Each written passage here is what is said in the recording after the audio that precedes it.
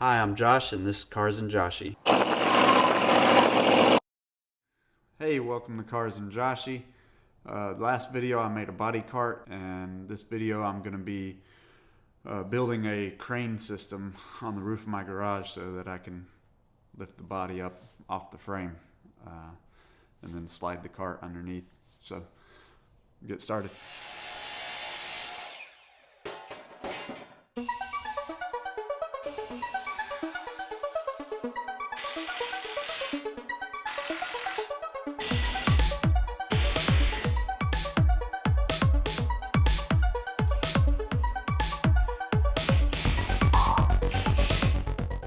Alright, I'm just going to do 440 pound cranes. I think I'm going to take that 881 back and just do two 440 pounders.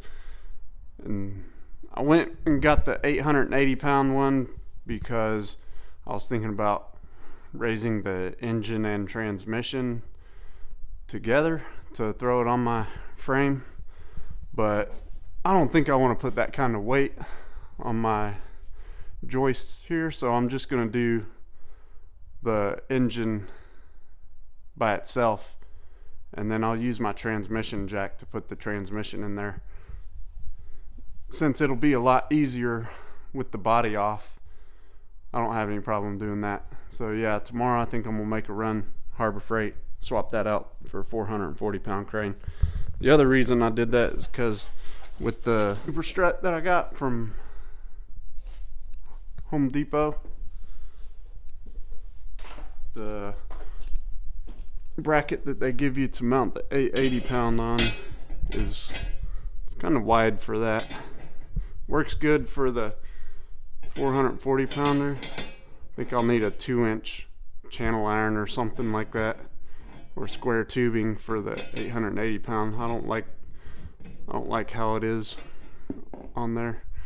This one is much better for the 440. So no, not really any wobble or anything in that. What I'm gonna do is I'm gonna put a couple more boards like this, probably right about here, and then I should have 2.5–3 feet to slide the crane back and forth.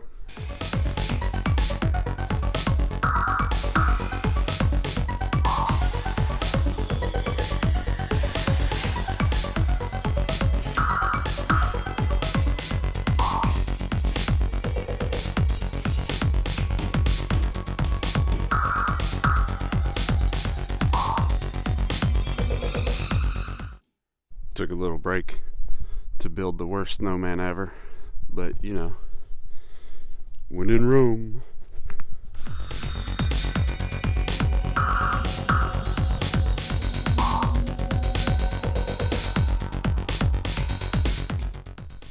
I finished up my Harbor Freight 440 pound cranes.